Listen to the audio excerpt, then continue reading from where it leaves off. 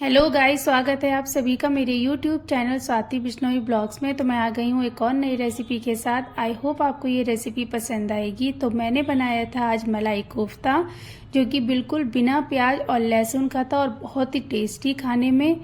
और इसी के साथ मैंने बनाया था होममेड नान, यानी कि गेहूं के आटे से मैंने नान बनाई थी। तो यहाँ मैंने लिया था 2 कटोरी गेहूं का आटा। उसमें मैंने लिया था आधा कटोरी मैदा। आप चाहें तो सिर्फ ये नान मैदा से ही बना सकते हैं, या चाहें तो मैदा भी आप स्किप कर सकते हैं। यहाँ पर मैंने ली थी 1 चम्मच चीनी, आधा चम्मच नमक और आधा कप दही। दही बिल्कुल फ्रेश होना चाहिए, बहुत ज़्यादा खट्टा नहीं होना चाहिए। और यहाँ पर हम आटा लगाने की तैयारी कर रहे हैं। तो पहले मैं इसको सिर्फ दही से ही जितना मिक्स हो सकता है उतना कर रही हूँ। अब हम इसमें थोड़ा थोड़ा सा पानी डालकर इसका एक बहुत स्मूथ सा एक डो बना लेंगे। तो यहाँ पर आप चाहें तो बटर का भी यूज़ कर सकते हैं, पर मेरे पास बटर नहीं था तो मैंने देसी घी लिया है। और अब मैं देसी घी लगाकर इसको ना एक बहुत ही स्मूथ सा डो बनाकर रख लूँगी। और इसको मैं रख दूँगी कम से कम 5 से 7 मिनट के लिए रेस्ट पर, जिससे कि ये फूल जाएगा। और हाँ, मैंने इसमें आधा चम्मच बेकिंग पाउडर भी डाला था, जो कि आप बिल्कुल भी स्किप ना करें, क्योंकि बेकिंग पाउडर डालने से ही ना पता नहीं चल पाता कि ये गेहूं के आटे की नान बनी हुई हैं। बहुत ही टेस्टी लगती हैं, आप ज़रूर से ट्राई कीजिए। और ये बिल्कुल भी नुकसान नहीं देती। तो अब मैं यहाँ पर कर रही हूँ ग्रेवी की तैयारी। यहाँ मैंने लिए थे काजू और किशमिश। किशमिश आपके पास अगर छोटे साइज़ वाली हो तो आपको कट करने की ज़रूरत थी नहीं, लेकिन मेरे पास बड़ी थी तो मुझे इसलिए थोड़ा कट करना पड़ा। मैंने यहाँ पर लिए हैं 2 उबले हुए आलू। तो उबले हुए आलू को मैं कर रही हूँ कद्दूकस, और इन्हीं में हम कोफ्ते बनाएंगे। तो यहाँ पर मैंने 100 ग्राम के करीब पनीर लिया था, लेकिन मैंने पूरा यूज़ नहीं किया, मैंने इसमें से बचा लिया था। तो मैंने पनीर को भी कद्दूकस कर लिया है बहुत ही अच्छे से, दोनों चीज़ों को। और आलू आप यहाँ पर बहुत ज़्यादा ना लें, जो आलू का साइज़ था ना वो छोटे ही थे। तो मैंने 2 छोटे साइज़ के उबले हुए आलू लिए थे, और मैंने दोनों चीज़ों को कद्दूकस करके अब मैं इसमें मिला रही हूँ जो हमारे ड्राई फ्रूट्स थे ना, काजू और किशमिश। मैंने यहाँ पर डाला है आधा चम्मच के करीब नमक। और अब मैंने यहाँ पर डाला है 1 चम्मच भर के मैदा और 1 चम्मच भर के कॉर्नफ्लोर। आप चाहें तो सिर्फ मैदा भी डाल सकते हैं, या आप चाहें तो मैदा स्किप करके आप सिर्फ कॉर्नफ्लोर भी डाल सकते हैं। अगर आप कॉर्नफ्लोर डालेंगे ना तो आप 2 चम्मच डालिएगा। और यहाँ पर मैंने डाला था गरम मसाला। आप यहाँ पर चाहें तो काली मिर्च पाउडर भी डाल सकते हैं।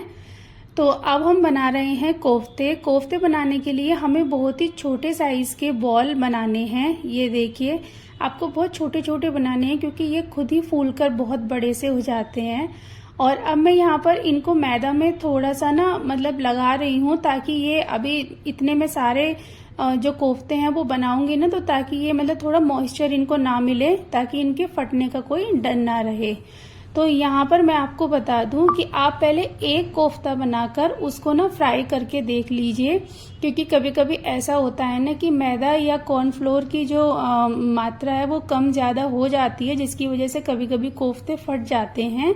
तो आप पहले एक कोफ्ता बना करके फ्राई कर लीजिए। अगर आपका कोफ्ता नहीं फटता है, अच्छे से बन जाता है, तब आप सारे कोफ्ते बना करके रख लीजिए, वरना आपकी मेहनत जो है फिर वो खराब हो जाएगी। आप कोफ्ते बनाएंगे और अगर वो फ्राई करने में फट जाता है ना, तो फिर बहुत मेहनत लगती है। तो यहाँ पर मैं इनको फ्राई कर रही थी। मैंने चेक इसलिए नहीं किया है क्योंकि मुझे अपना जो मेजरमेंट है वो मैं हमेशा इसी से ही बनाती हूँ, तो मुझे पता है। और यहाँ पर मैंने आधे कोफ्ते अभी डाले हैं। अभी पहले मैं इन्हीं को ही फ्राई करूँगी। फ्राई करने के लिए आप तेल को पहले बहुत तेज गरम कर लें, क्योंकि तेल जितना गरम होगा ना उतने ही ये जल्दी जा करके फटने का डर नहीं होता। और अभी आप इनको 2 मिनट के लिए छोड़ने के बाद ही इन पर जो अपना स्पैचुला है ना वो टच करें, तब तक इनको बिल्कुल छुए नहीं। बहुत धीरे धीरे आप इनको अलटना पलटना शुरू करें। तो ये देखिए, इन पे हल्का सा ब्राउन कलर आना शुरू हो गया था। इसका मतलब ये है कि हमारे जो कोफ्ते हैं वो बिल्कुल ठीक हैं और वो फटेंगे भी नहीं। और अगर आपके कोफ्ते फट जाते हैं तो आप उसमें मैदा या कॉर्नफ्लोर थोड़ा सा और मिला करके आप दोबारा अपने कोफ्ते बना लीजिए। तो यहाँ पर अब मैं कर रही थी ग्रेवी की तैयारी। तो यहाँ मैंने लिया था एक पैन, उसमें लिया था सरसों का 2 चम्मच तेल। मैंने यहाँ पर डाली थी 2 हरी मिर्च को स्लिट करके। मैंने यहाँ पर डाली है 4 लौंग, 2 सूखी लाल मिर्च, 1 दालचीनी का टुकड़ा, 3 हरी इलायची और यहाँ पे मैंने 4 से 5 काली इलायची भी डाली थी। अब मैं यहाँ पर डाल रही हूँ टमाटर मैंने रफली ही चॉप्ड किए थे और यहाँ पर मैं किसी भी तरीके का प्याज या फिर लहसुन वगैरह नहीं यूज कर रही हूँ। आप अगर चाहते हैं तो आप टमाटर से पहले प्याज डालिए, उनको बहुत ही अच्छे से भूनिए और उसके बाद आप टमाटर ऐड कीजिएगा।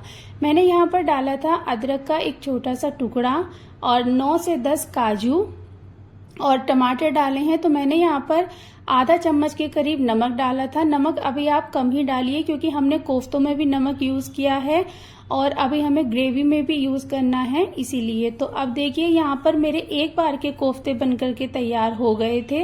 अब मैं यहाँ पर दूसरे जो बचे हुए कोफ्ते थे उनको भी डाल करके फ्राई कर लेती हूँ। तो ये देखिए, और कोफ्ते ना आपको मतलब पहले आपको मैं बता रही हूँ कि आपको जो फ्लेम है वो फुल ही होना चाहिए, एकदम तेज जो तेल हो वो उसी में ही आपको कोफ्ते ऐड करने हैं। उसके बाद आप फ्लेम को लो कर दें। तो यहाँ पर एक साइड में हो रही थी ग्रेवी की तैयारी। यहाँ पे जो मेरा ये टमाटर वगैरह का जो पूरा पेस्ट था ना, ये बहुत ही अच्छे से बॉईल हो रहा था। और ये देखिए मेरे कोफ्ते जो हैं सारे बन करके हो गए थे तैयार। तो मैं आपको एक कोफ्ता दिखा रही हूँ कि अंदर से कितना सॉफ्ट बना है। ये बहुत ही एकदम प्रॉपर बना था, कहीं से कुछ खुला उला नहीं था, बहुत अच्छे से बन गया था। तो यहाँ पर जो टमाटर वगैरह का पेस्ट था ना, मैंने उनको ग्राइंड कर लिया था और उनकी एक प्यूरी बना ली थी। अब मैंने यहाँ पर लिया था आधा चम्मच सरसों का तेल और 2 से 2.5 चम्मच मैंने लिया था यहाँ पर देसी घी। आप चाहें तो बटर भी यूज कर सकते हैं या सिर्फ बटर या सिर्फ तेल में ही बना सकते हैं। तो मैंने यहाँ पर डाली थी 1/2 टेबल स्पून हल्दी, 1/2 टेबल स्पून कश्मीरी लाल मिर्च और 1 टेबल स्पून मैंने यहाँ पर डाली थी किचन किंग। आप चाहें तो डालें, अदरवाइज आप उसको स्किप भी कर सकते हैं। तो यहाँ पर मैंने टमाटर वगैरह का जो पेस्ट था वो डाल दिया था और उनको 1 मिनट के लिए भून लिया था। अब मैं यहाँ पर ऐड कर रही हूँ एकदम घर की फ्रेश मलाई। तो मैं बाहर की जो क्रीम वगैरह होती है मैं बहुत ही कम यूज करती हूँ और मैं घर की मलाई ही ज्यादातर यूज करती हूँ। तो ये देखिए हमारी जो ग्रेवी थी ना वो बहुत अच्छे से पक कर के हो गई थी तैयार। अब मैंने इसमें ऐड किया था कसूरी मेथी और गरम मसाला। तो ये देखिए कोफ्ते बहुत ही टेस्टी, बहुत ही स्पॉन्जी और बहुत ही एकदम मतलब सॉफ्ट बने थे। आप प्लीज एक बार जरूर से ट्राई कीजिएगा। तो अब मैं यहाँ पर बना रही हूँ अपनी नान। तो आप इनको नान भी कह सकते हैं या आप रोटी भी कह सकते हैं, जो भी कहना चाहें। यहाँ पर मैंने एक पेड़ा लेकर आटे का उसको ये बहुत अच्छे से बेल लिया था। अब मैंने इसकी एक साइड में लगाया था पानी और पानी लगाने के बाद मैंने उसी साइड से ये तवे पर चिपका दी थी। तो ये देखिए हमारी रोटी फूल गई थी। अब हम इसको दूसरी साइड से गैस पे इसी तरीके से सेकेंगे। मैं आपको तवे पर नान बनाना बता रही हूँ।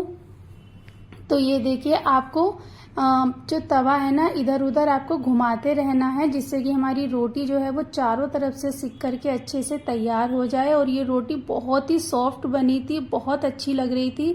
आप जरूर से बनाना। तो ये देखिए रोटी तैयार है और अब आप इस रोटी पर देसी घी या बटर जो भी चाहें वो लगा सकते हैं। तो वीडियो कैसी लगी? अगर वीडियो अच्छी लगी है तो प्लीज़ चैनल को लाइक कीजिए, सब्सक्राइब कीजिए, शेयर कीजिए, कमेंट कीजिए। राधे राधे।